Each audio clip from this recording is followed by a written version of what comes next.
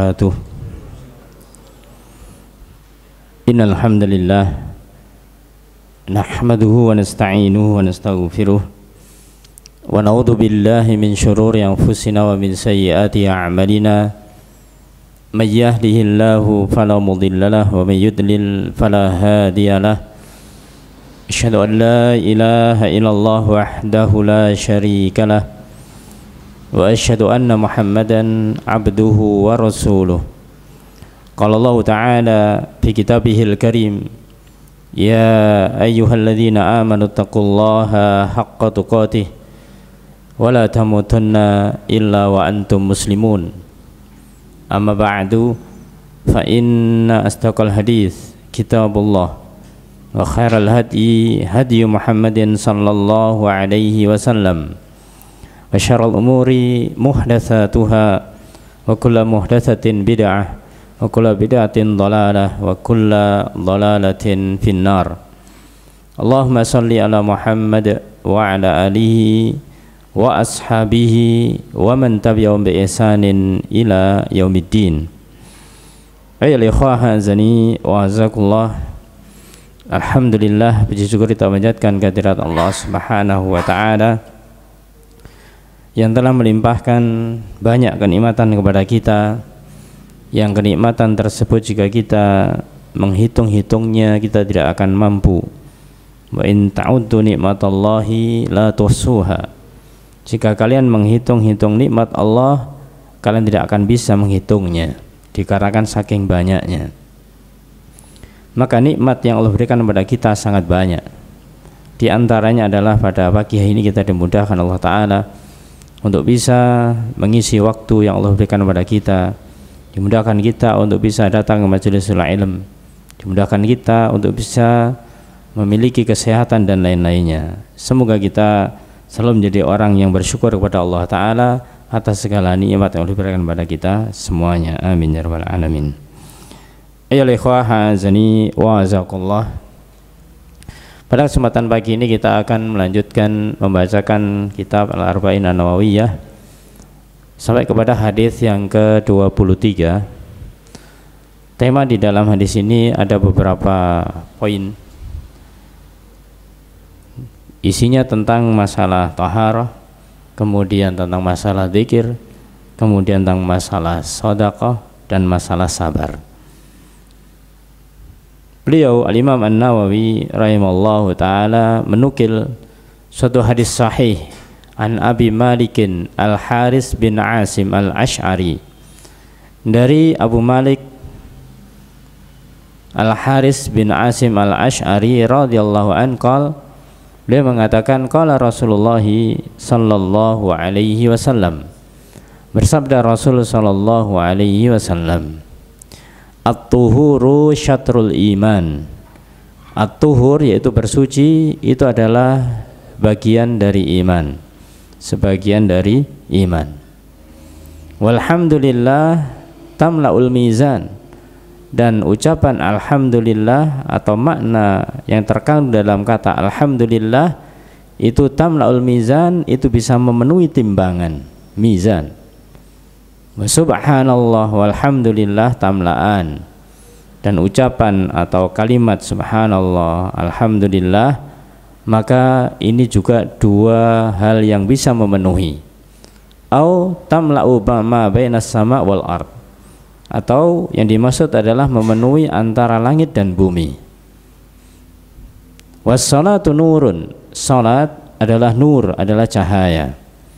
Was-sadaqatu burhan, dan sedekah atau sedekah adalah burhan, adalah bukti, bukti keimanan. Was-sabru diya, dan sabar adalah diya, adalah sinar. Wal Qur'anu hujjatun laka aw 'alaik, dan Al-Qur'an adalah hujjah, itu adalah argumen, laka bagimu, aw 'alaika atau atasmu. Kullun nasi yaghdu, semua manusia itu yaghdu, mereka di waktu pagi itu keluar semuanya itu, yaitu maksudnya berusaha, melakukan aktivitas. Faba'i'u nafsahu, maka ketika mereka berusaha, berbuat, bekerja, itu diibaratkan faba'i'un nafsahu, dia sedang menjual dirinya, famu'tikuha au mubikuha. Ketika dia sedang menjual dirinya ini, apakah dia nanti akan bisa kemudian memerdekakannya, artinya bisa mendapatkan yaitu kemerdekaan. Karena orang kalau misalkan dijual itu ibaratnya seorang budak yang dia tidak memiliki kuasa atas dirinya. Ketika ada yang membeli, maka dia menjadi orang yang merdeka. Maka diibaratkan manusia ini seperti ini.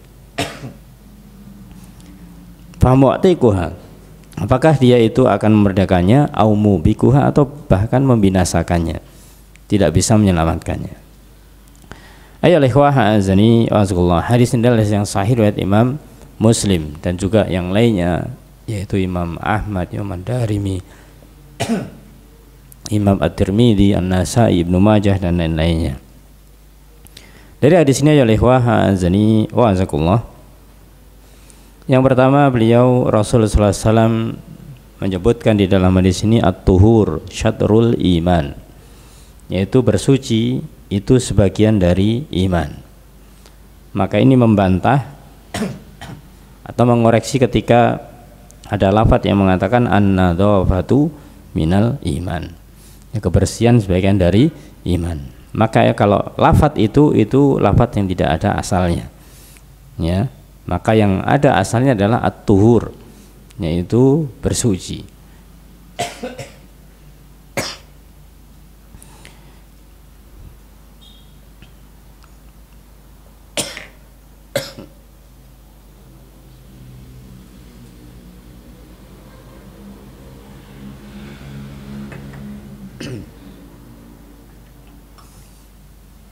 Nah, sekarang di sini jangan disebutkan apa sebenarnya makna at-tuhur.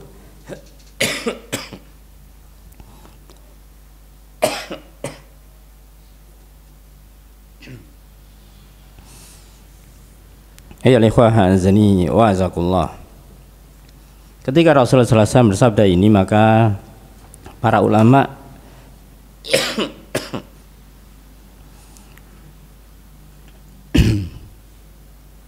mereka memberikan beberapa penafsiran. Yang pertama yaitu yang dimaksud dengan at-tuhur di sini yaitu bersuci atau suci di sini. Ini artinya yaitu bersuci dari meninggalkan dosa-dosa. Jadi ketika berbuat dosa kemudian dia meninggalkannya, maka ini maknanya bersuci. Berdasarkan ayat Allah Subhanahu wa taala, di antaranya dalam surat Al-A'raf ayat 82. Di dalam ayat itu Allah berfirman,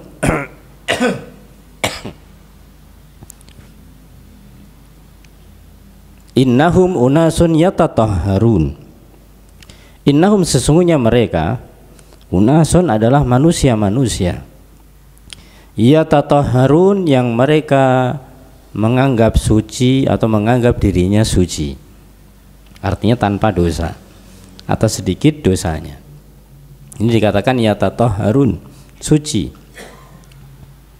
Suci bukan berarti maknanya ketika seperti taharah. Maknanya adalah mereka merasa tidak memiliki dosa, menganggap dirinya suci. Kemudian yang kedua, firman Allah Ta'ala yang sering kita mungkin mendengarkan, surat Al-Muddatsir. Allah berfirman, wasiyabaka fatahhir.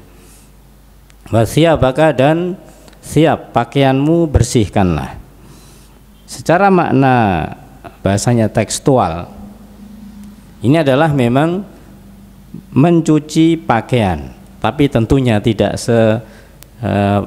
sekedar itu. Karena ini ayat Allah Subhanahu wa taala, tidak mungkin maknanya hanya sekedar itu saja. Tapi wasiyabaka fatahhir, maka di sini adalah sucikanlah pakaianmu, artinya sucikanlah diri kita. Bukan pakaian yang sedang kita pakai, tapi lebih dalam dari itu adalah diri kita. Apa yang kita sucikan adalah dosa-dosa. Dosa-dosa yang ada di dalam diri kita. Wa thiyabaka fatahhir.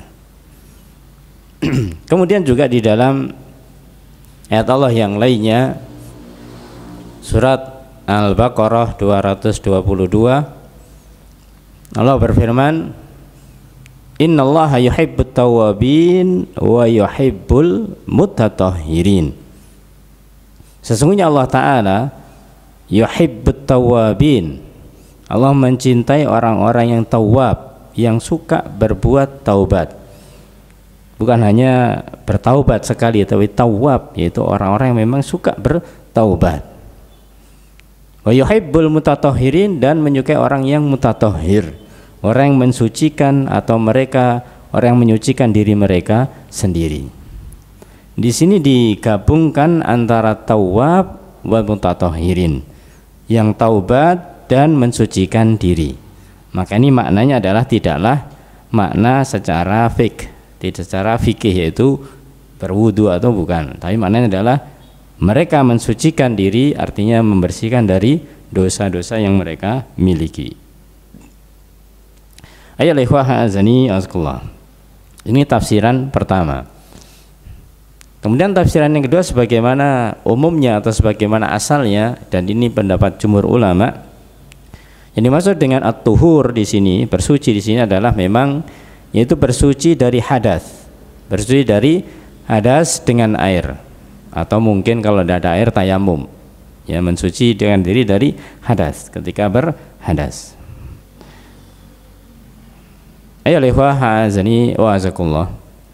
Kita tahu ketika kita misalkan sudah memiliki wudu, kemudian kita berhadas, apakah itu buang angin atau kentut, kemudian buang air kecil, maka kita namanya berhadas. Maka kita harus mengulangi wudu kita lagi. Maka bersuci yang semacam ini dikatakan syatrul iman, sebagian dari iman. Dan inilah hadis ini juga dipakai oleh Imam Muslim rahimahullah ta'ala di dalam mengeluarkan, yaitu bab-bab ketika dalam masalah fikih, masalah wudu, dipakai hadisnya adalah hadis ini. Yang ini menunjukkan bahwasanya at-tuhur itu memang taharah, memang dia itu bersuci dalam arti yaitu mensucikan diri dari hadas, ya, dari hadas. Kemudian disebutkan di dalam ayat Allah Subhanahu wa taala, makna daripada at-tuhur di sini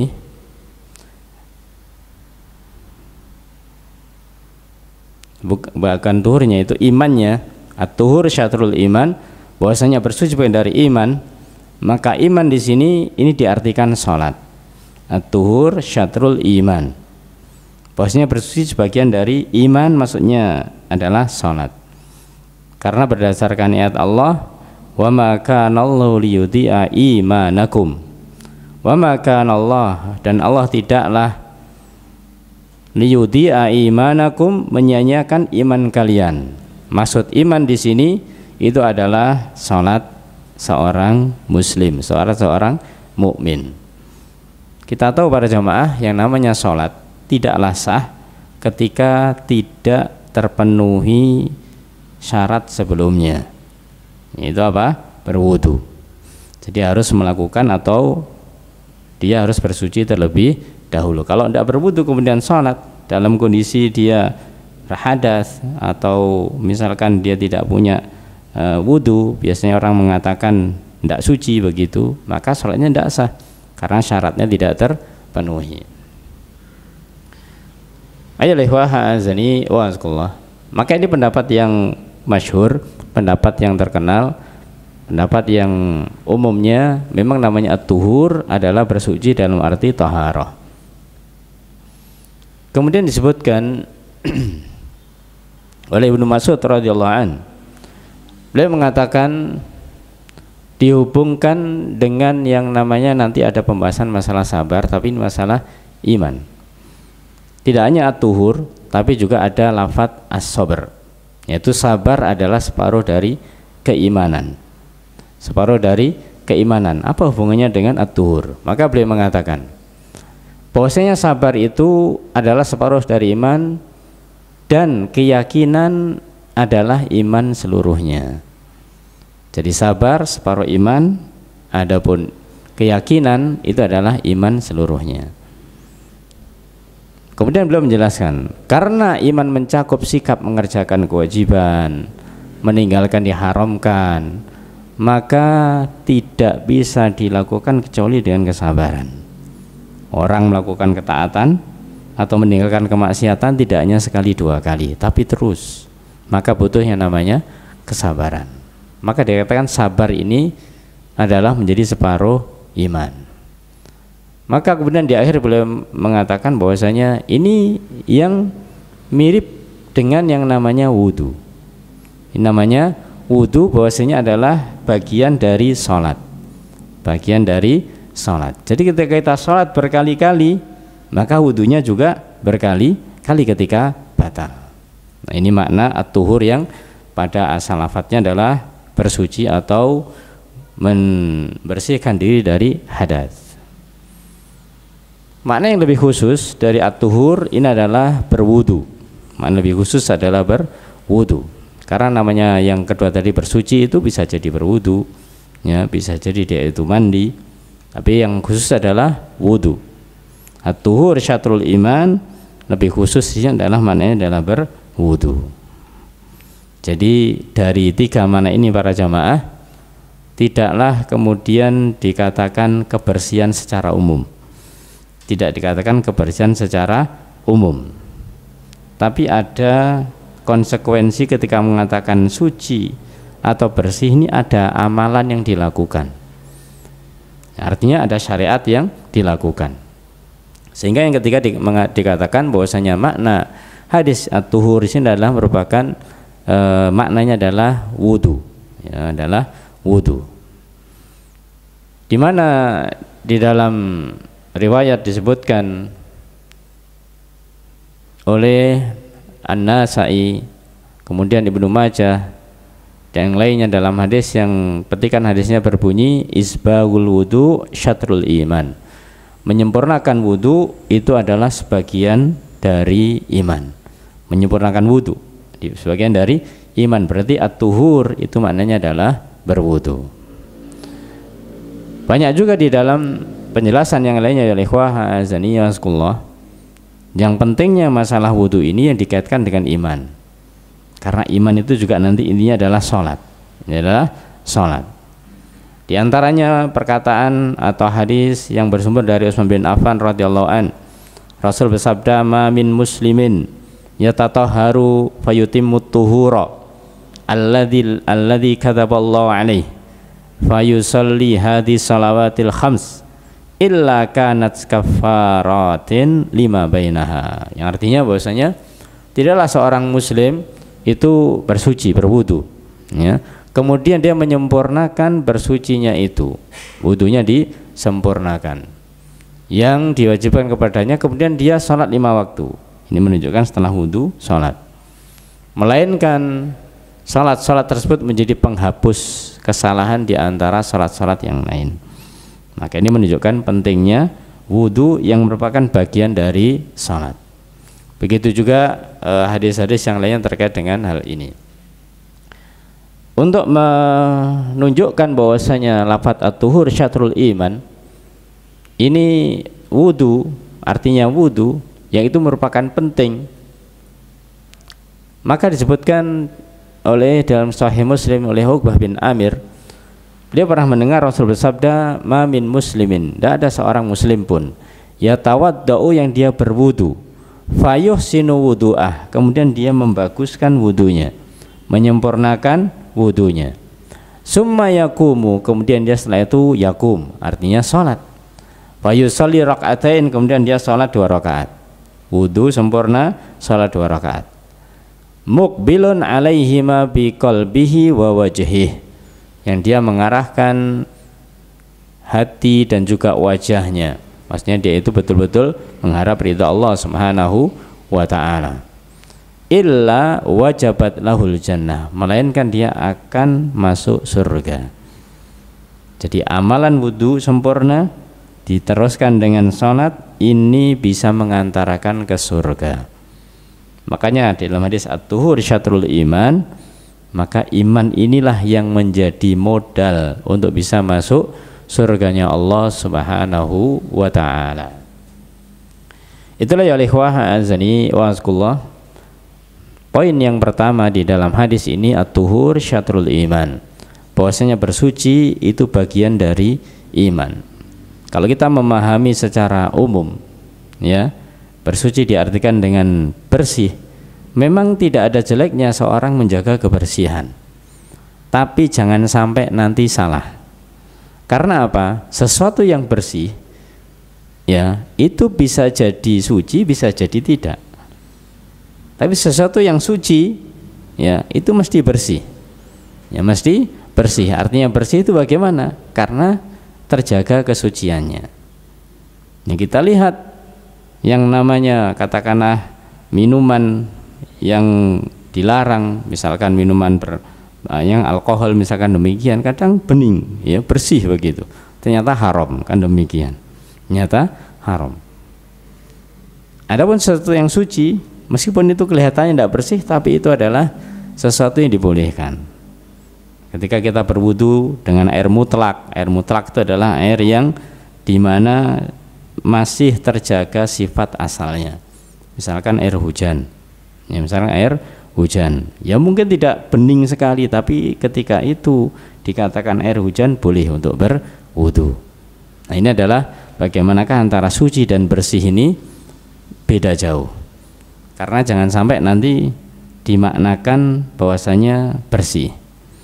Kenapa? Karena kalau orang nanti dimaknakan bersih, bisa jadi orang-orang non-muslim, orang-orang yang kafir, orang-orang yang itu bukan beragama Islam, yang mereka itu membiasakan hidup bersih dan yang lainnya, berarti dia punya iman, kan demikian.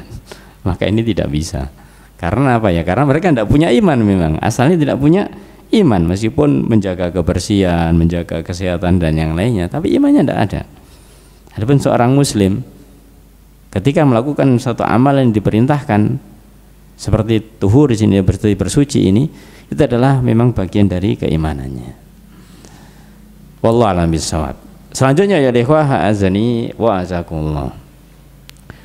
Rasulullah SAW bersabda yang berikutnya, walhamdulillah tamlaul mizan. Kemudian alhamdulillah, baik itu secara lafaz maupun secara makna, maka Rasul katakan tamlaul mizan, ini akan memenuhi timbangan. Timbangan maksudnya adalah timbangan di yaumal qiyamah. Nanti kita sebutkan di akhir insyaallah. Wa subhanallah walhamdulillah, subhanallah alhamdulillah, tamlaani, itu juga dua hal yang bisa memenuhi. Memenuhi apa? Maka perawi di sini agak ada keraguan, maka mengatakan au tamla'u ma bainas sama wal ard, itu memenuhi antara langit dan bumi. Adapun di dalam riwayat lain, Ibnu Majah, Nasai mengatakan bukan lafadznya subhanallah alhamdulillah, tapi tasbih dan takbir. Dimana beliau menyebutkan wa tasbih wa takbir mil'us samawati wal ard. At-tasbih wa takbir itu memenuhi langit dan bumi. Ini di dalam lafadz yang lainnya. Sehingga ini dikompromikan atau digabungkan. Maka 4 lafadz inilah yang merupakan lafadz yang mulia. Subhanallah, alhamdulillah, kemudian la ilaha illallah, Allahu akbar. Ya, subhanallah, alhamdulillah, la ilaha illallah, Allahu akbar. Nah, di sini yang belum disebutkan adalah tahlil, yaitu la ilaha illallah. Jadi hanya tasbih, takbir dan tahmid. Ketika disebutkan lafaz tasbih dan tahmid ini secara kedudukan, maka para ulama menjelaskan ini lebih utama mana, yaitu mengenai cakupannya tahmid dibandingkan dengan tasbih, ya. Maka yang pertama adalah tahmid, yaitu alhamdulillah. Maka kata alhamdulillah ini di dalam hadis-hadis yang disebutkan, Maka ini adalah merupakan satu kalimat yang dimana kalimat ini adalah kalimat yang paling utama. Kalimat yang paling utama. Ada disebutkan penjelasannya. Alhamdulillah dalam surah hadis ini para ulama sepakat bahwa kalimat ini memenuhi timbangan di yaumil kiamah.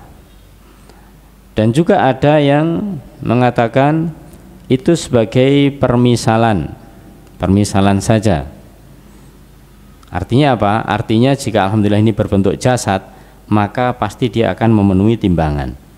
Kalau nanti di yaumul kiamah, yaumul mizan, yang ditimbang adalah bukan massa, bukan barang, tapi adalah amalan kita.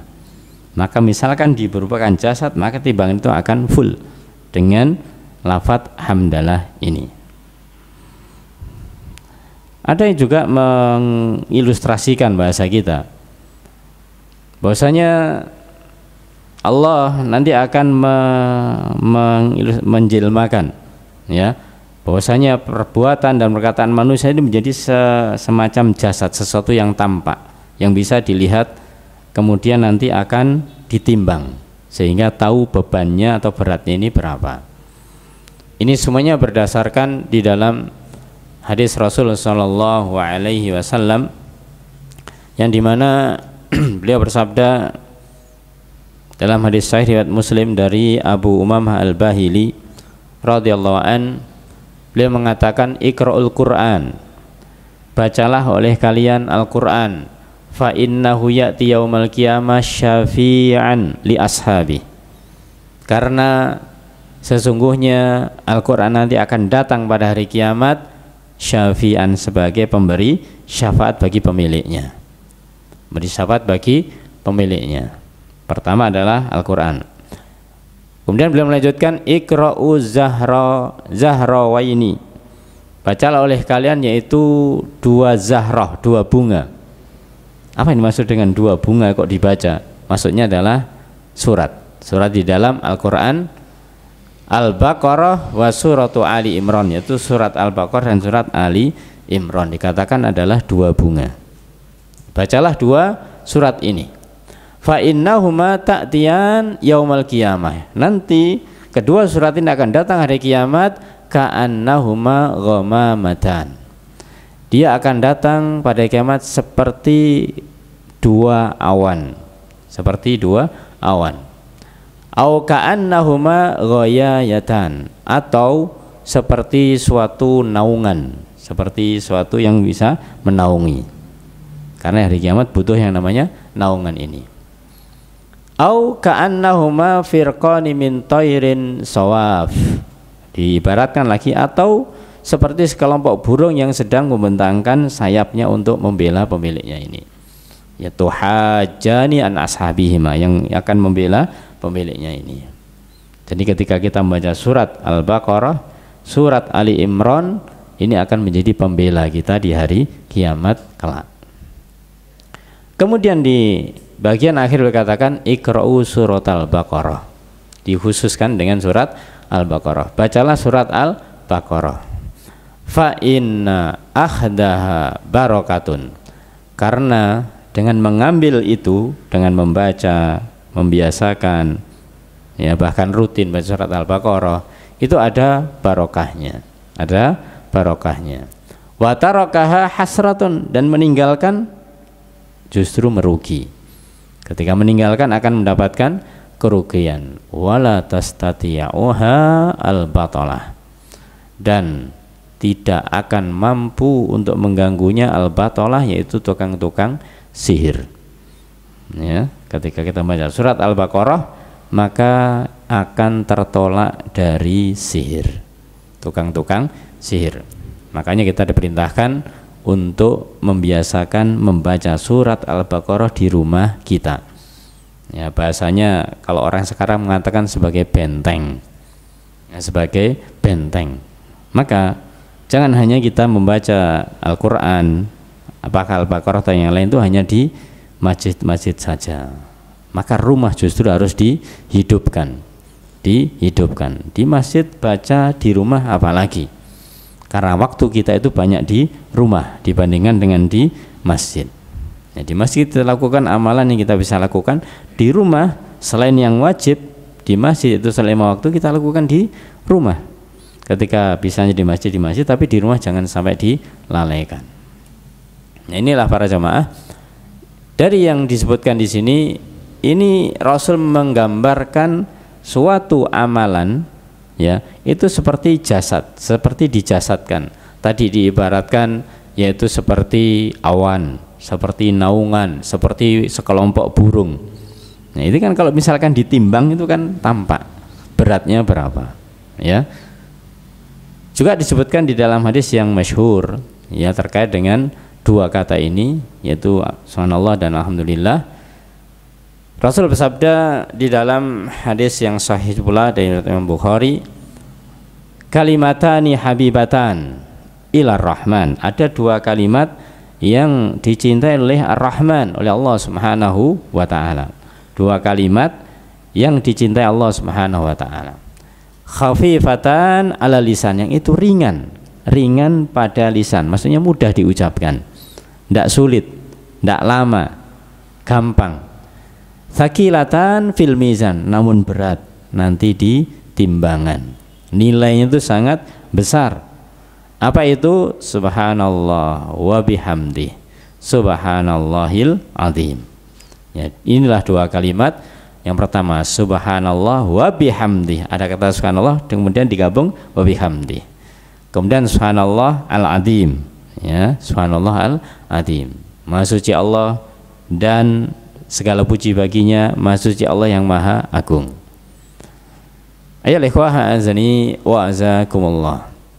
Inilah makna yaitu hamdalah atau keutamaan hamdalah. Adapun tasbih yaitu kata-kata subhanallah, maka disebutkan dalam hadis tadi itu yaitu bisa memenuhi langit dan bumi. Ditambah dengan riwayat dari Ibnu Majah yaitu at-takbir, juga namanya takbir, yaitu kata Allahu Akbar. Maka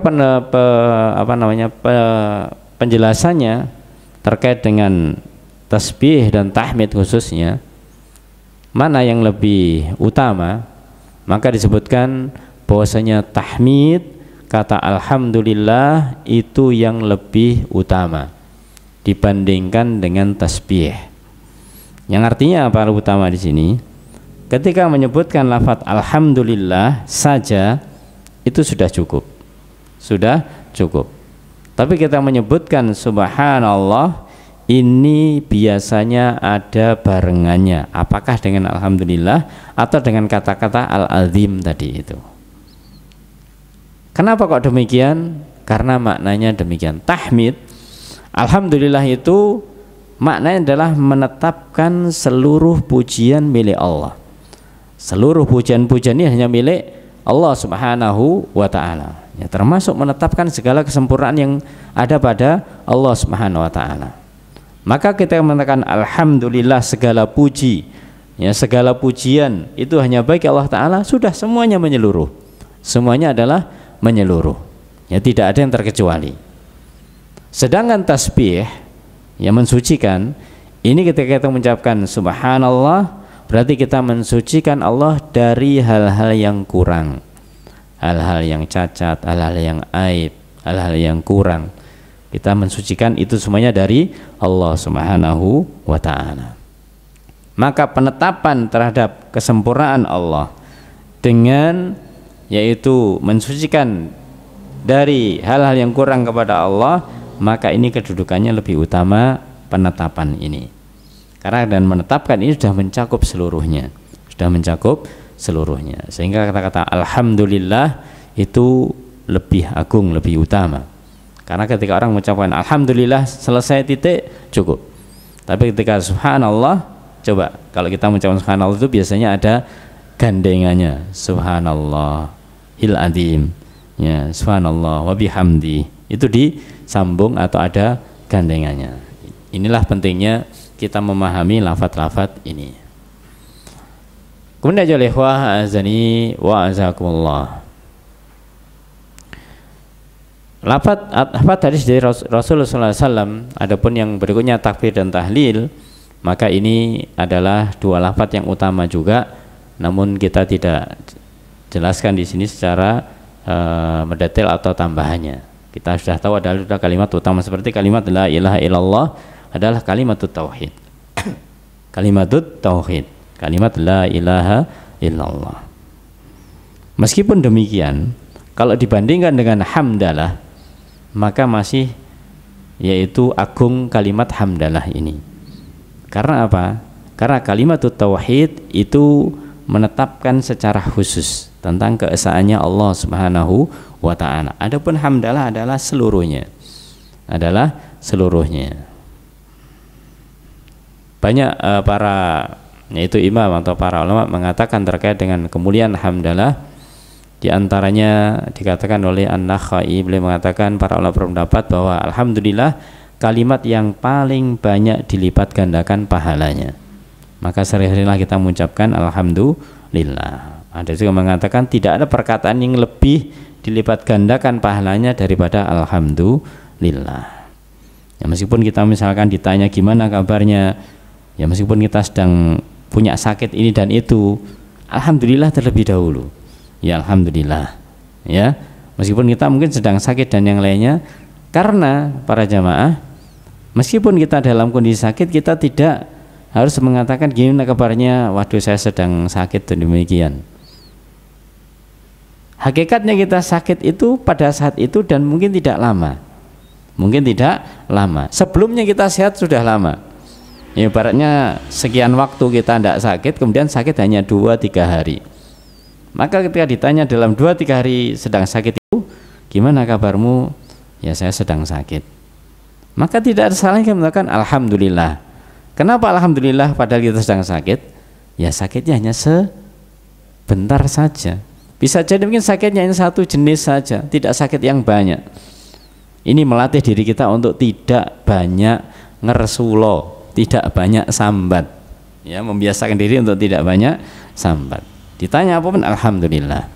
Karena kalau kita mau melihat para jamaah, hakikatnya ketika kita sedang dalam kondisi diuji Allah Ta'ala dengan sakit dan kekurangan, kelebihan yang sedang Allah berikan kepada kita itu masih lebih besar dibandingkan dengan yang sedang kita alami yang berupa kekurangan, berupa kurang sehat dan yang lainnya. Maka dari itu kita harus husnudzon kepada Allah Subhanahu wa Ta'ala. Inilah pentingnya kalimat alhamdulillah, ya alhamdulillah. Ketika ditanya gimana kabarmu, alhamdulillah, terus batuk-batuk, loh kamu sakit gitu loh, alhamdulillah diberi batuk sehingga saya bisa merasakan nikmatnya Allah ketika sehat kemarin. Alhamdulillah, tetap mengucapkan alhamdulillah. Tayyib. Ayol ikhwah azani wa asqallah. Tadi di dalam hadis Rasul dikatakan bahwasanya alhamdulillah tamlaul mizan, itu akan memenuhi timbangan.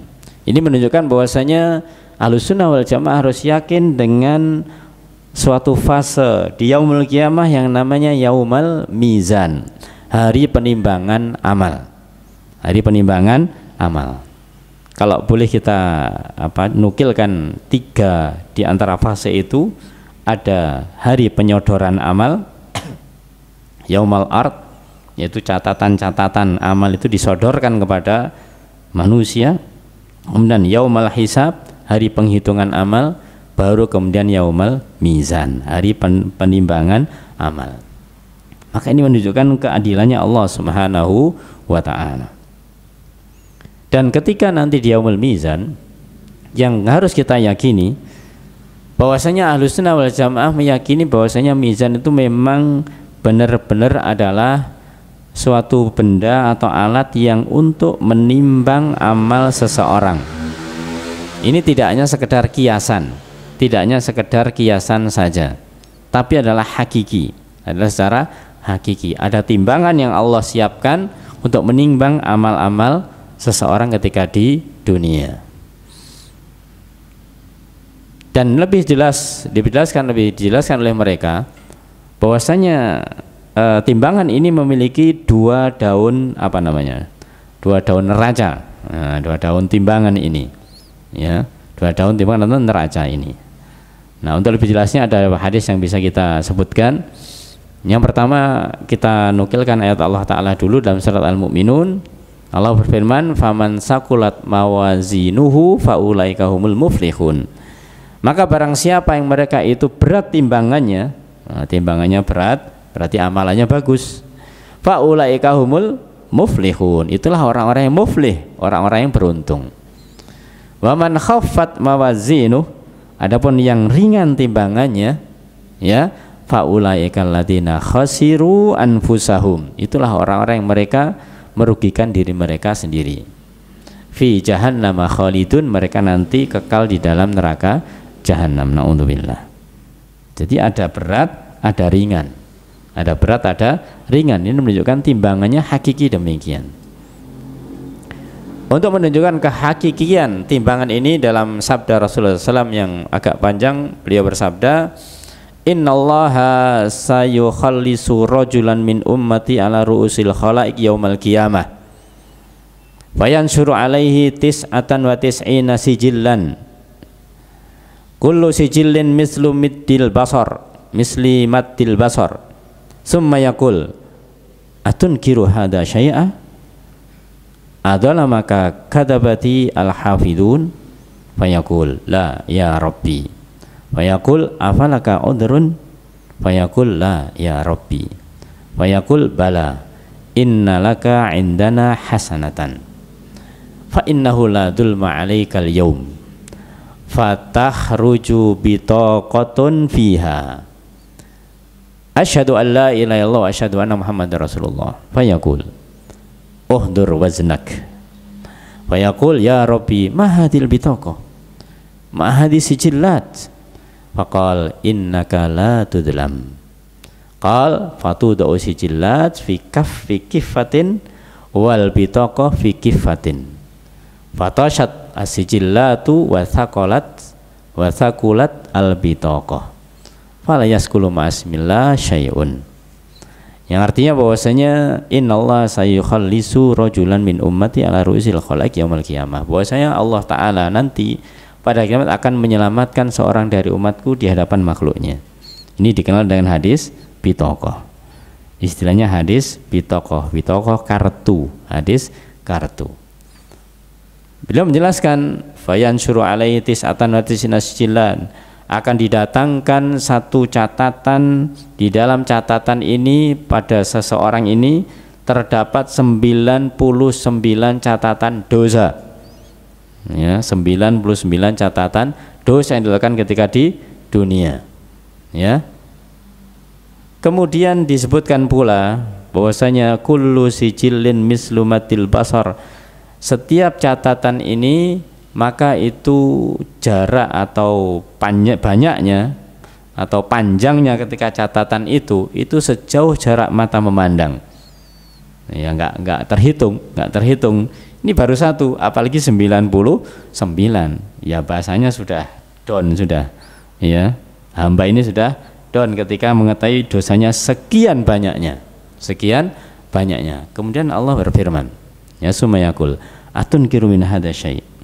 Wahai hamba, apakah kamu mengingkari catatan-catatan dosa ini? Adalah maka kata bati al-hafidun, apakah malaikatku yang menulis ini mendolimimu? Mereka mencatat yang tidak kamu lakukan? Fayaqul, maka hamba mengatakan la ya Rabbi, tidak, memang itu semuanya aku lakukan, itu adalah dosa yang aku lakukan ketika di dunia. Fayaqul afalaka udrun, apakah kamu melakukan karena udur, karena terpaksa, atau karena mungkin di bahasanya dijebak dan yang lainnya?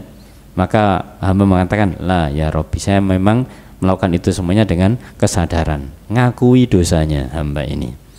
Fayaqul bala, baik. Ya, kalau begitu innalaka indana hasanatan, kamu masih punya kebaikan satu di sisiku, di sisi Allah Subhanahu wa Ta'ala. Fa innahu la dzulma 'alaikal yaum, dan satu kebaikanmu itu maka itu tidak akan terdolimi pada hari ini, akan diberi balasan. Fatahruju bitaqatan, maka kemudian dikeluarkanlah satu kartu.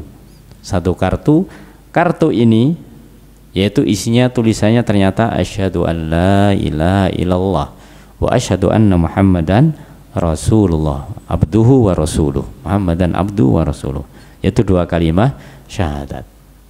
Maka setelah diambil satu kartu dibandingkan 99 catatan yang segitu besar dan banyaknya, ohdur waznak, datangkan timbangan hamba ini, datangkan timbangannya hamba ini. Fayaqul ya Rabbi, ya Allah, mahadil bitokoh, apa kartu ini cuma satu, ya, mahadi sijil dibandingkan dengan yaitu catatan yang sekian banyaknya yang nggak banding begitu. Saking banyaknya catatan itu hanya satu kartu. Maka Allah berfirman, innaka la tudlam, kamu hari ini tidak akan didolimi. Fatu da'u sijillat fi kifatin, maka catatan yang sejauh mata memandang sebanyak 99 tadi itu ditaruh dalam satu timbangan.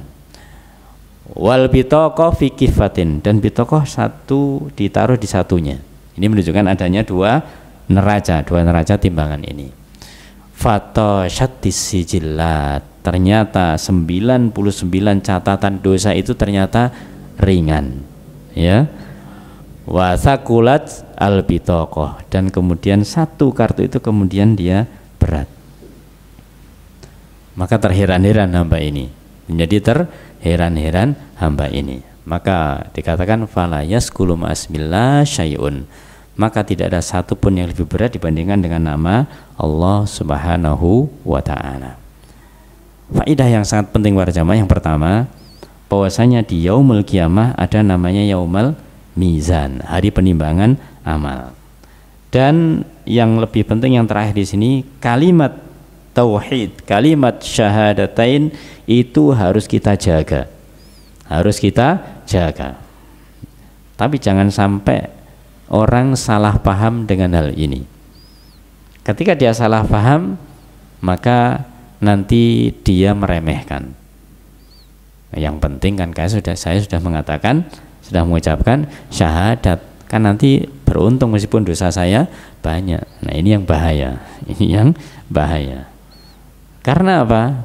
Ya karena kalau kita melihat runtutan dari hadis ini tadi, sang hamba ini dia mengakui akan kesalahan-kesalahan yang dia lakukan di dunia, dan dia sudah bahasanya sudah putus asa, nggak akan selamat begitu, nggak akan selamat.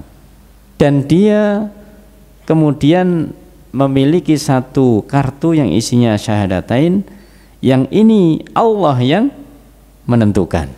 Ya, makanya di sini dikatakan di dalam hadis tadi, yaitu innalaka indana hasanah, sesungguhnya kamu memiliki satu kebaikan. Yang menentukan kebaikan ini siapa? Allah. Ternyata isinya 2 kalimat syahadat. Artinya seorang hamba ini meskipun melakukan banyak kemaksiatan tapi masih terjaga kemurnian 2 kalimat syahadatnya ini. Dengan bahasa lain adalah tidak melakukan kesyirikan sedikit pun. Tidak melakukan kesyirikan sedikit pun. Karena orang kalau sudah berbuat maksiat itu biasanya sangat rentan, sangat rawan dengan yang namanya kesyirikan. Maka dari itu jagalah, ya, jagalah 2 kalimat syahadat kita dengan apa? Dengan berbagai amalan-amalan kebaikan. Ayyuhal ikhwah azani wa azakumullah, itu faidah dari hadis yang terkait dengan mizan, yaitu dengan timbangan ini. Kemudian kita lanjut kepada lafadz hadis yang berikutnya dari Rasulullah SAW. Was-salatu nurun, salat itu adalah cahaya. Salat adalah cahaya.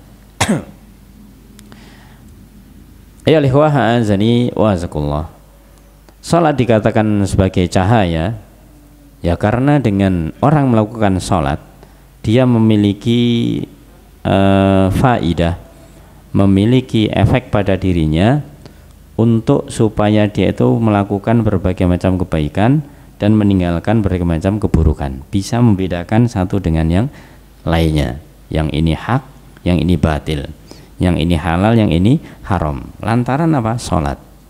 Ya, karena Allah berfirman dalam surat Al-Ankabut ayat 45, Di sana Allah firman, "Utlu ma uhiya ilaik minal kitab wa aqimis shalah." Bacakanlah kitab yaitu Al-Qur'an yang telah diwahyukan kepadamu wahai Rasulullah SAW. Wa aqimis shalah, dan dirikanlah salat. Dirikanlah salat. Apa faidah salat? Inna salata tanha 'anil fahsya'i wal munkar. Karena salat itu mencegah dari perbuatan keji dan mungkar. Seorang akan bisa meninggalkan perbuatan keji dan mungkar ketika dia tahu itu adalah keji dan mungkar. Kalau dia tidak tahu ini keji dan mungkar, bagaimana mungkin dia akan meninggalkannya? Dianggap sama saja semuanya. Maka ketika dia tahu ini adalah perbuatan keji, mungkar, maksiat, bid'ah dan yang lainnya, dia tahu, berarti dia punya nur, dia punya cahaya, lantaran hasil dari sholatnya dia yang benar. Inna sholata tanha 'anil fahsya'i wal munkar. Sehingga sholat itu mencegah dari perbuatan keji dan mungkar. Wala dzikrullahi akbar, dan hendaklah berzikir kepada Allah Ta'ala, dan ketahuilah mengingat Allah adalah sesuatu yang sangat besar. Zikir adalah sesuatu yang akbar, sesuatu yang sangat besar. Wallahu ya'lamu ma tasna'un, dan Allah Maha mengetahui apa yang kalian kerjakan. Ayo ikhwah azani wa azakumullah. Di dalam hadis ini dikatakan as-sholatu nur, salat adalah cahaya. Maka ini secara mutlak, apakah itu salat wajib ataukah itu salat sunnah, ya, karena tidak dikhususkan, maka dikembalikan kepada asalnya itu secara umum. Dan orang yang sholat tadi, di antara faedahnya selain dia bisa membedakan yang hak dan batil menjadi furqan, menjadi pembeda baginya, maka sholat itu juga memiliki faedah bisa menjadi qurratu a'yun, jadi penyejuk pandangan. Berdasarkan hadis Rasulullah SAW, di dalam hadis yang sahih, ya, riwayat Imam Ahmad, Imam An-Nasai dan juga yang lainnya, beliau mengatakan waju ilat qurratu aini fis shalah, dan dijadikan penyejuk mataku di dalam sholat. Orang para jamaah kalau biasa sholat, maka dia itu bisa mengontrol dirinya, perilakunya, tutur katanya, tindak tanduknya, itu kelihatan orang yang biasa sholat dan tidak biasa sholat. Kita tidak bisa membedakan secara fisik mungkin, ya. Ada orang yang dia itu misalkan katakanlah secara penampilan mungkin kalem dan yang lainnya, tapi ketika dia tidak sholat, ya, meskipun penampilannya kalem, maka orang itu akan bisa melihat ini sepertinya kok kurang kurang bercahaya, wajahnya itu kurang bercahaya. Tapi ketika seorang dia membiasakan sholat, maka dilihat itu enak, Kalau ingin bukti para jamaah, silahkan. Kalau misalkan kita mungkin mendatangi suatu tempat misalkan, yang tempat itu dikenal dengan orang-orang yang tidak pernah sholat, walaupun di situ ada seorang katakanlah wajahnya tampan dan yang lainnya, maka dari pandangan yang kita lihat itu meskipun tampan, meskipun cantik itu, tapi tidak tidak bisa mengeluarkan cahaya, ya, memang sulit untuk digambarkan, tapi kelihatan. Dalam arti apa? Fisik itu adalah merupakan gambaran yang dimana seorang ketika di dalam hatinya, di dalam dirinya bagus, maka nur, cahaya itu akan tampak pada dirinya. Tapi kalau enggak, ya enggak. Jadi meskipun fisiknya itu katakanlah tidak putih, ya, tidak bening, ya, tapi ketika dia itu sholat maka enak dipandang. Maka dikata sini waju ilat qurratu aini fis shalah, dan dijadikan penyejuk mataku di dalam sholat. Ya ikhwah azani waskullah. Kemudian lafaz hadis yang berikutnya wasadaqatu burhan. Kemudian sedekah itu adalah burhan, adalah bukti, sedekah adalah bukti, maksudnya bukti keimanan. Para jamaah, ada suatu alasan kenapa sedekah ini dikatakan sebagai bukti keimanan. Kita tahu yang namanya sedekah itu adalah berupa harta benda. secara umum adalah sedekah ini adalah berupa harta benda. Dan manusia rata-rata itu cinta dengan harta benda, ya. Dan itu wajar, tidak salah. Kita semuanya adalah suka dengan yang namanya harta benda.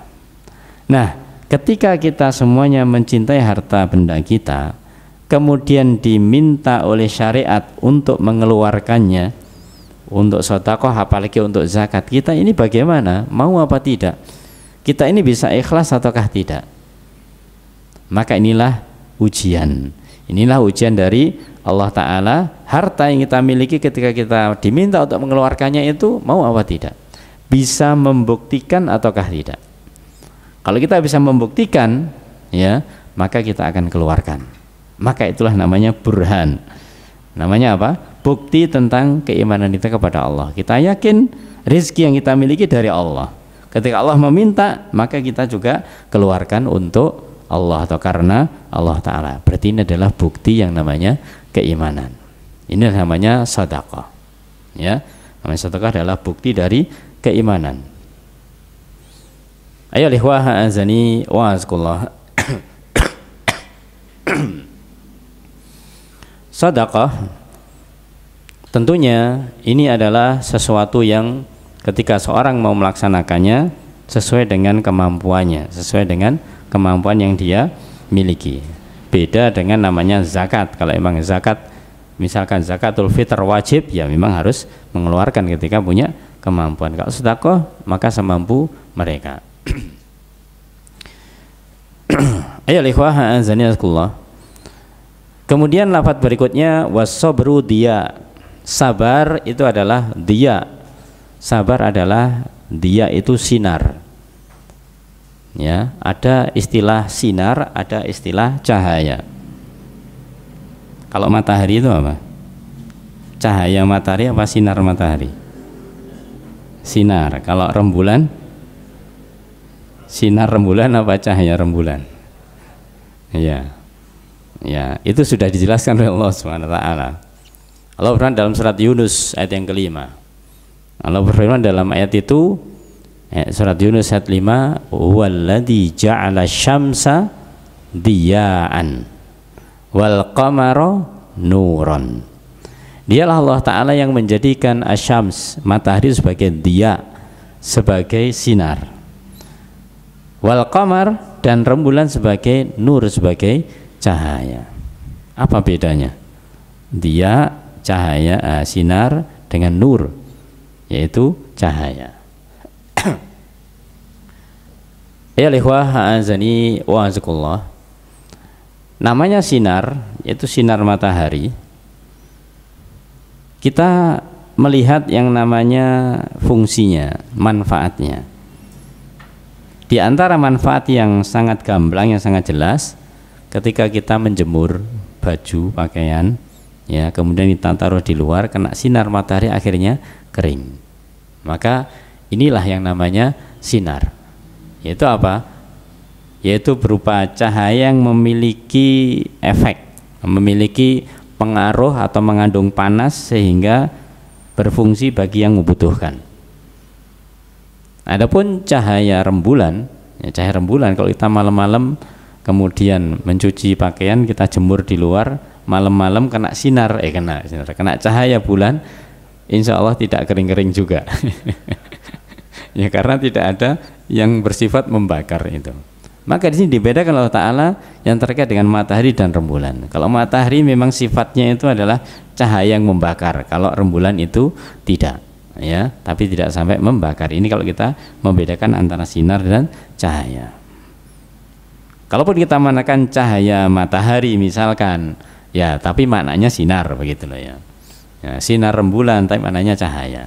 Maka yang lebih tepat adalah sinar itu untuk matahari, kemudian rembulan adalah cahaya. Dikaitkan dengan masalah hal ini, di dalam ayat Allah Subhanahu wa taala ada dua lafadz yang ini semuanya digunakan, khususnya dikaitkan dengan Nabi Musa, yaitu Allah berfirman di dalam surat Al-Anbiya 48, Di ayat itu Allah berfirman, walaqad ataina Musa wa Harun al-furqan wa diyaan wa dzikran lil muttaqin. Yang artinya bahwasanya dan sungguh kami datangkan kepada atau kami berikan kepada Musa dan Harun al-furqan, itu furqan pembeda, maksudnya kitab Taurat, wa diyaan dan sinar, ya, dan sinar, wa dzikran dan juga peringatan lil muttaqin atau pelajaran bagi orang-orang yang bertakwa.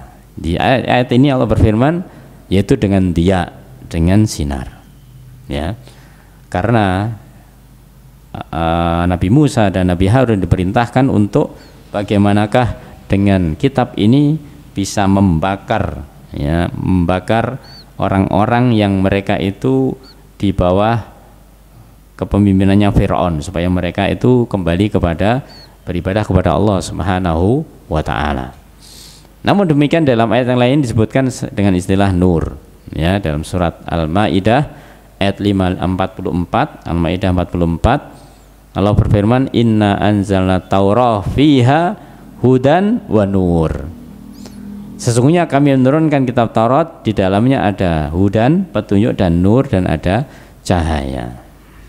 Maka dari sini tidaklah dibedakan atau tidaklah dipermasalahkan apakah itu dengan lafadz nur atau dengan lafadz dia, yang pada intinya bahwasanya keduanya adalah merupakan hal yang bisa merubah seseorang ketika menggunakan syariat ini.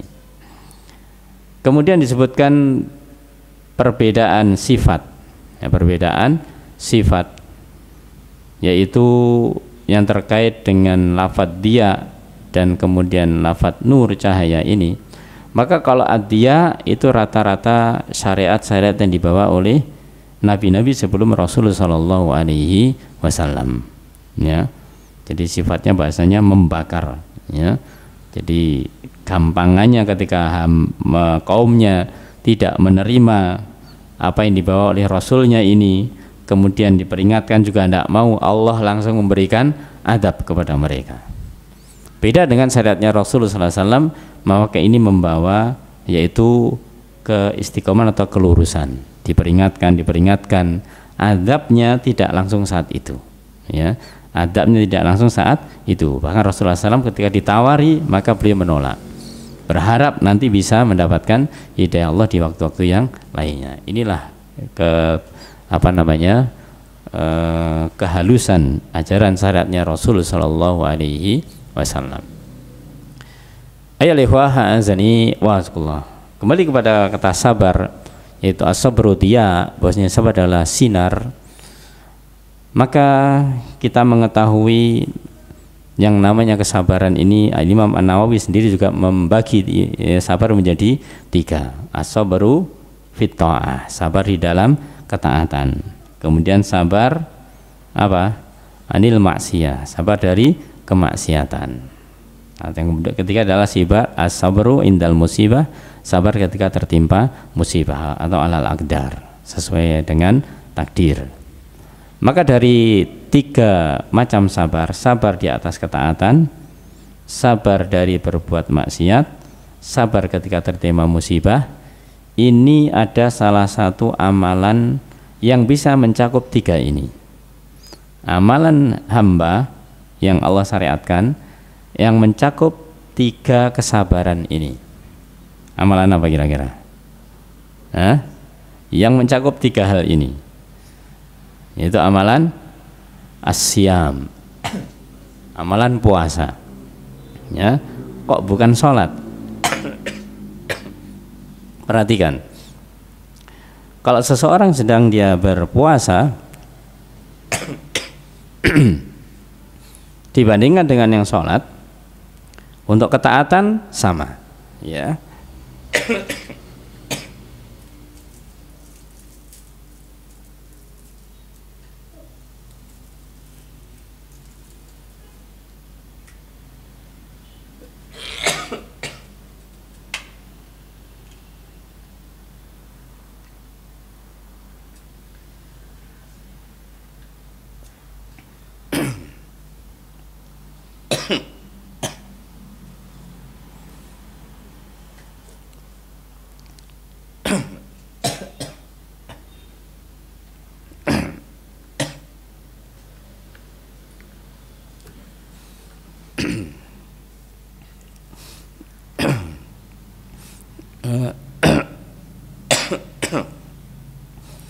Dua amalan ini yaitu antara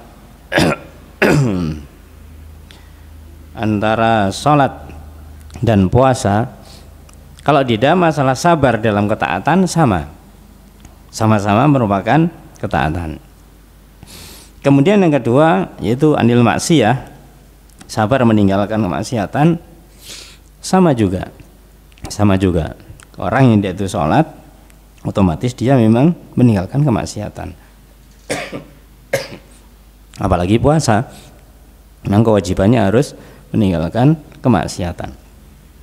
Yang beda adalah yang ketiga, yaitu sabar di dalam masalah ketika harus menerima hal yang buruk atau ketika musibah. Apa musibahnya orang puasa? Dia harus menahan diri, tidak makan, tidak minum pada waktu yang ditentukan. Adapun sholat, maka tidak itu. Setelah sholat selesai, aktivitas lagi.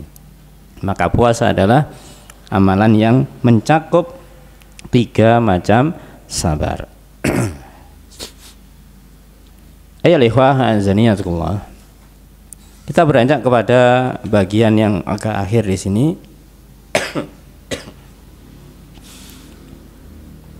Rasulullah SAW bersabda, wal Qur'anu hujjatun laka aw alaik. Dan Al-Quran itu adalah hujjah laka aw alaika. Al-Quran itu adalah sebagai hujjah, argumen. Apakah itu laka untukmu, aw alaika atau atasmu. Ini lafadznya satu laka, satu alaika. Konsekuensinya dua ini berbeda, ya, bahkan berbalik. Yang pertama, kalau hujjatun laka itu hujjah bagimu, maka ini sebagai pembela kita Al-Quran itu. Hujjatun laka, itu akan membela kita Al-Quran. Maka sebagaimana tadi di hadis yang sebelumnya, Rasul perintahkan kita untuk membaca Al-Quran. Nanti yaumul qiyamah menjadi apa? Syafi'an li ashabi, menjadi memberi syafaat pada pemiliknya. Ini adalah laka, ini adalah pembela kita nanti di yaumul qiyamah. Adapun sebaliknya alaika, kalau Al-Quran itu adalah hujjatun alaik, yaitu hujjah atasmu, ini menjadi beban, ya, menjadi tuntutan. Al-Quran menuntut kita. Kita mengatakan diri kita itu mengamalkan apa, kita memahami atau kita membaca Al-Quran, kita mengamalkan Al-Quran, tapi ternyata kita tidak menuruti isi-isi dari Al-Quran itu, maka menjadi beban. Menjadi beban itu adalah alaik. Di dalam ayat Allah Subhanahu wa taala Allah berfirman dalam surat Al-Isra ayat yang ke-82. Di dalam ayat itu Allah berfirman, wa nunazzilu minal Qur'an ma huwa shifaa'un wa rahmatun lil mu'minin wa la yazidud dhalimina illa khasara. Yang artinya bahwasanya dan kami turunkan dari Al-Quran ini adalah sesuatu ma huwa shifa', yaitu sebagai syifa, sebagai penawar, sebagai penyembuh. Jadi Al-Quran sebagai penyembuh. Wa rahmah, dan sebagai rahmah lil mu'minin, bagi orang yang beriman. Berarti sebaliknya para jamaah, kalau dikatakan lil mu'minin laisa lil kafirin, bukan untuk orang kafir, karena mereka tidak percaya dengan Al-Quran. Nah, kemudian setelahnya ini bukan orang kafir, wala yazidud dhalimina illa khasara. Sedangkan bagi orang-orang yang zalim tidaklah menambah ini semuanya kecuali khasara, kerugian. Orang yang zalim diantaranya adalah orang muslim, bisa jadi dia ngerti Quran dan adalah kitab sucinya, tapi hanya sekedar sebagai katakanlah pajangan di rumah, kitab sucinya ini saya itu kitab suci saya Al-Quran, hanya sebagai sebatas itu saja, nggak mau mempelajarinya, nggak mau mengamalkannya, maka ini menjadi beban nanti di yaumil qiyamah. Maka dua ayat ini menunjukkan yang satu yaitu sebagai syifa wa rahmah, maka ini akan menjadi bekal bagi kita, membela kita. Tapi kalau nanti ternyata tidak diamalkan akan menjadi beban. Akan menjadi beban. Ya lihwaha azani wa azakullah. Orang-orang yang mereka itu menyalahgunakan Al-Quran dalam arti salah di dalam menempatkan Al-Quran, kita bisa lihat ya di masyarakat kita mendengar mereka yaitu membaca Al-Quran, di antaranya mereka lakukan hanya untuk mencari berkah.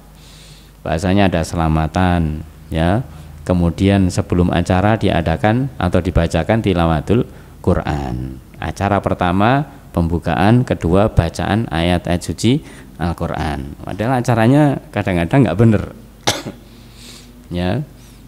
Jadi apa? Supaya berkah, supaya berkah. Ini nanti malah aneh, di awal pengen cari berkah, acaranya ternyata malah tidak berkah ya. Gimana bisa bergabung bainal haq wal batil? Nggak pernah bisa bergabung.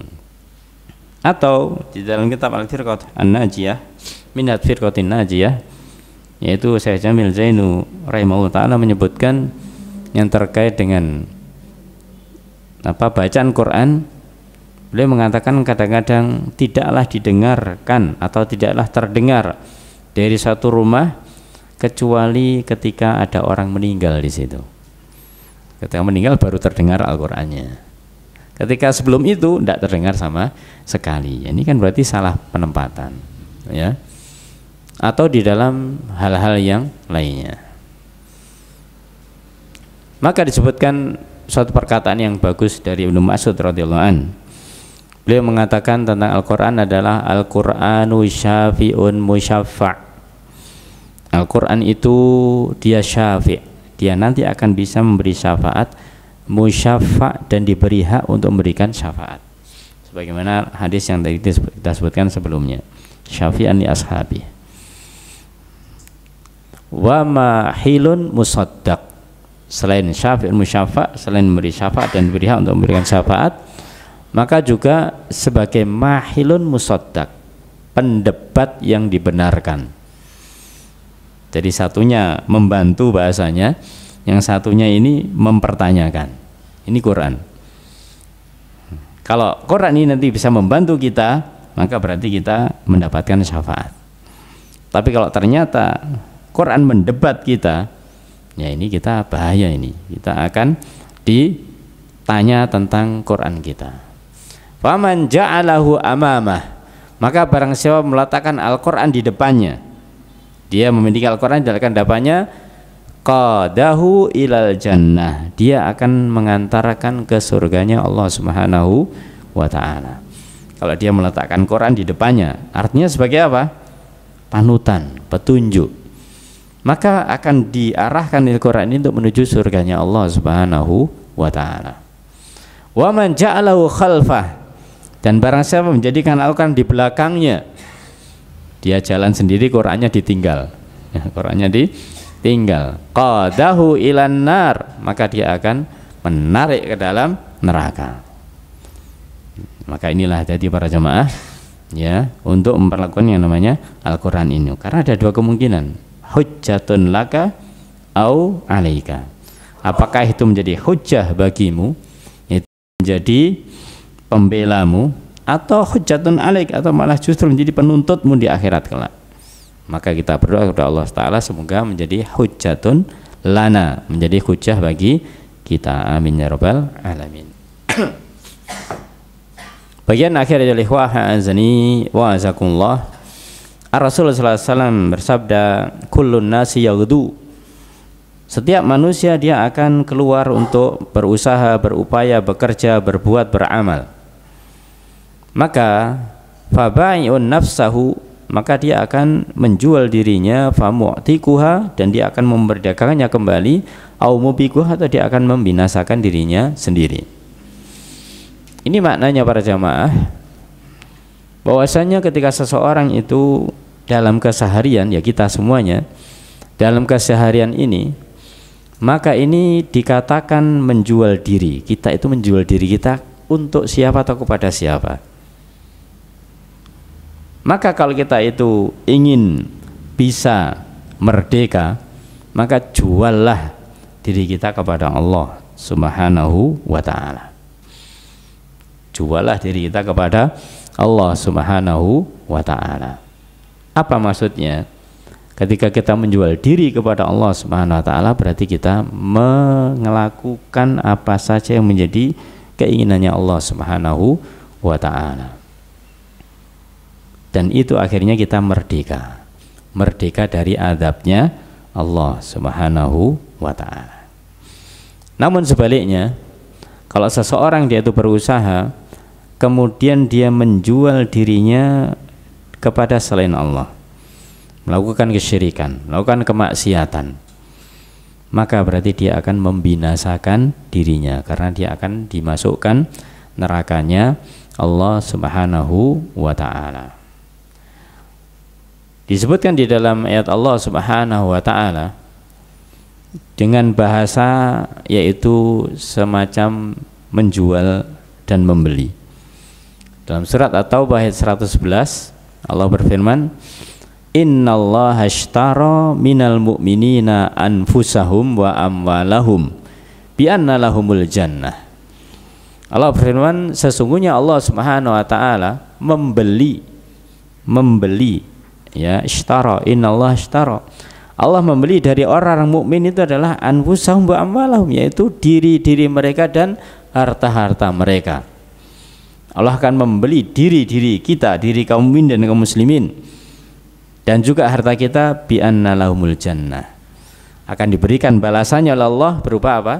Al jannah, surga. Jadi dibeli, kemudian balasan yang diberikan berita adalah surga. Diganjar, ya. Kalau kita misalkan transaksi jual beli di di dunia ini, kita membeli dengan uang, maka yang akan Allah berikan adalah berupa surga, ya, berupa surga. Bagaimana supaya kita bisa mengikuti, bisa mendapatkan imbalan atau yang diberikan Allah Ta'ala? Yuqatiluna fi sabilillah. Mereka yaitu berjuang atau mereka berjihad di jalan Allah Ta'ala. Fayaktuluna wa yuktalun. Mungkin mereka itu membunuh kaum kafir atau mungkin mereka yang terbunuh. Wa'dan alaihi haqqan fit Taurati wal Injili wal Quran. Ini sudah menjadi janji Allah yang hak, yang benar, baik itu di dalam Taurat, dalam Injil atau dalam Al-Quran. Wa man awfa bi ahdihi minallah. Maka disebutkan di bagian agak akhir di sini, siapa yang lebih menepati janji selain Allah Ta'ala? Allah lah yang akan menepati janjinya. Innallaha la yukhliful mi'ad. Allah tidak akan pernah menyalahi janjinya. Fastabshiru bibaikumul ladzi bay'atum bih. Maka berilah kabar gembira dengan jual beli yang telah dilakukan itu, ya. Dzalika wal fauzul adzim wa dzalika wal fauzul adzim. Dan itulah hal yang merupakan fauzul adzim, yaitu keberuntungan yang agung. Ini menunjukkan bagaimanakah lafadznya itu istilahnya dengan jual beli. Allah membeli dirinya kaum muslimin, kaum mukminin, dan juga harta kaum mukminin dan kaum mukminin. Akan diganti Allah dengan yang namanya surga. Nah, maka ini yang dikatakan ketika kita itu keluar, ya, di pagi hari untuk melakukan upaya usaha, bekerja dan yang lainnya, maka kita nanti akan menjual diri kita ke siapa? Kalau kita menjual diri kita kepada Allah Subhanahu wa ta'ala, maka kita akan merdeka dari azabnya Allah Subhanahu wa ta'ala. Tapi kalau kepada selain Allah, maka akan binasa. Na'udzubillahi min dzalik. Juga disebutkan di dalam ayat yang lain, surat Al-Baqarah 207, Allah berfirman, wa minan nas may yashtari nafsah ibtigha'a mardatillah wallahu raufum bil ibad.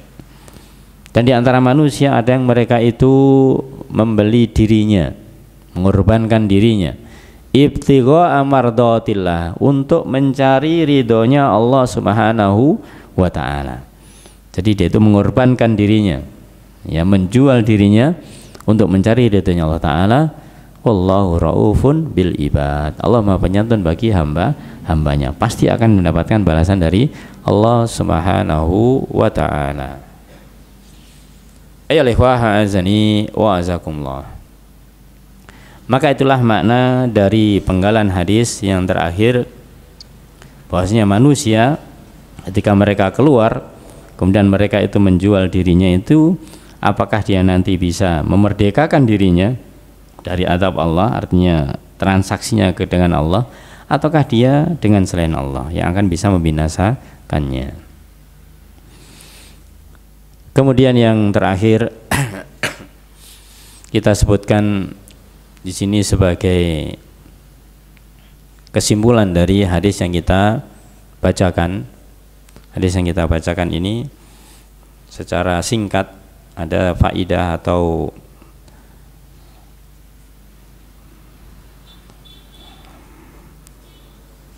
kesimpulan yang disebutkan oleh Syekh Utsaimin rahimallahu taala.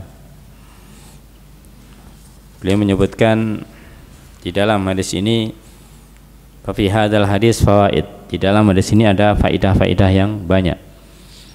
Sambil murajaah dari yang awal tadi, yang pertama beliau katakan al-hatsu 'ala tuhur, yaitu anjuran untuk bersuci. Wa bayani manzilatihi minad din, dan kedudukan bersuci di dalam agama ini. Apa? Wa annahu syatrul iman, bahwasanya at-tuhur bersuci adalah sebagian dari iman. Yang kedua, al-hasu ala hamdillah wa tasbih, anjuran kita untuk membiasakan diri, yaitu mengucapkan kata hamdalah, alhamdulillah, dan juga tasbih subhanallah. Wa anna dzalika yamla'ul mizan, karena itu bisa memenuhi timbangan. Wa anal jam'u baina tasbih wal hamd, kalau menggabungkan keduanya itu subhanallah alhamdulillah misalkan, yamla'u ma bainas sama wal ard, akan bisa memenuhi langit dan bumi. Al-tsalis, yang ketiga, al-hasu 'alas shalah, anjuran untuk salat. Wa annaha nurun, bahwasanya salat adalah cahaya. Ya tafarru 'ala hadil faidah anna taftahul insan babul ilm wal fiqh, dan cabang dari orang yang melakukan sholat dengan baik, maka faedah yang didapatkan bisa membuka pintu keilmuan dan pintu pemahaman. Artinya orang kalau itu sholatnya rajin, maka dia dimudahkan untuk bisa memahami ilmu yang lain selama sholatnya benar, ya. Karena kita merasakan sendiri para jamaah, ketika kita awal misalkan ngerti tentang masalah sholat, mungkin diajari oleh orang tua kita, maka tidak cukup dengan orang tua kita saja, kita masih belajar. Oh ternyata tata sholat demikian, oh ternyata bacaannya banyak, oh ternyata kalau jamaah begini, oh ternyata kalau misalkan safar begini, banyak syariat-syariat yang lain. Itulah ketika orang sholat, maka dia akan bisa memiliki ilmu-ilmu yang lainnya. Al-hasu 'ala shadaqah, anjuran untuk bersedekah.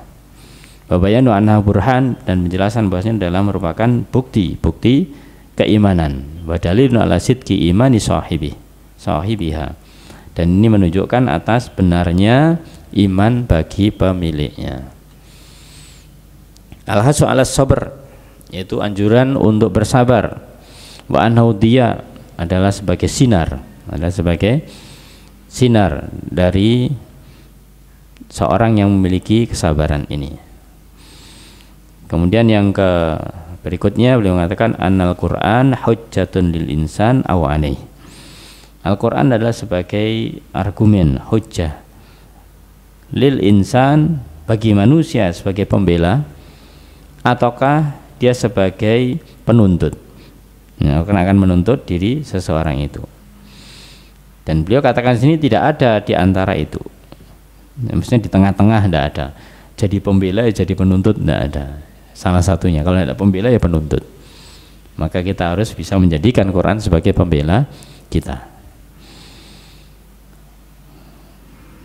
Kemudian yang berikutnya Dari hadis yang akhir beliau mengatakan anal amil, bahwasanya seorang yang bekerja, seorang yang berusaha, imma ayyatiqa nafsahu, apakah dia bisa membebaskan dirinya, wa imma ayyubikuha, atau bahkan dia bisa membinasakan dirinya. Fa in amila bi taatillah, ketika mereka melakukan ketaatan kepada Allah, wajtanaba maksiatahu, dan dia menjauhi larangan maksiat kepada Allah Ta'ala, faqad a'taqa nafsahu wa harraraha, maka dia telah bisa membebaskan dirinya dan dia bisa merdeka. Kalau tidak sebaliknya, berarti dia akan menjadi orang yang binasa.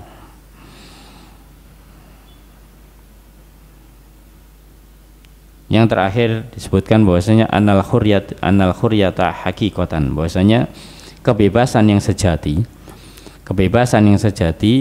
itu adalah al-qiyam bi taatillah, adalah melaksanakan semua ketaatan kepada Allah Subhanahu wa taala. Walaysat itlaqul insan nafsahu liya'mala kulla syai'in aradahu, bukan dimaksud kebebasan adalah manusia ini bebas untuk melakukan amalan apa saja yang dia inginkan. Karena arti kebebasan yang biasanya diartikan seseorang, ya sudah, namanya bebas, jangan diatur, urusi dirimu sendiri. Kalau saya bebas, ya semua terserah saya, kan begitu. Maka tidak benar seorang muslim yang namanya kebebasan itu adalah dia tidak, yang dimaksud adalah bebas melakukan apa yang dia inginkan, tapi dia itu melakukan ketaatan kepada Allah agar terbebas dari azabnya Allah Subhanahu wa ta'ala. Maka itulah makna kebebasan yang sebenarnya.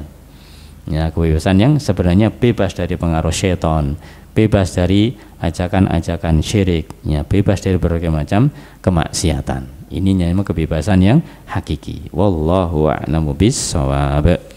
Semoga apa yang kita bacakan, kita sampaikan bermanfaat dan dimudahkan Allah Ta'ala, kita bisa mengamalkannya, dan kita dimudahkan untuk bisa istiqomah di dalamnya. Kalau benar datangnya dari Allah Ta'ala, kalau asal dari diri saya pribadi, Allahu minkum, atas mungkin hal-hal yang kurang berkenan seperti tadi terhenti beberapa saat. Wallahu a'lamu bis-shawab. Jazakallahu khair atas waktunya dan kesempatannya. Kita cukupkan dengan kafaratul majelis. Subhanakallahumma hamdika asyhadu an la ilaha illa anta astaghfiruka wa atubu ilaik. Assalamualaikum warahmatullahi wabarakatuh.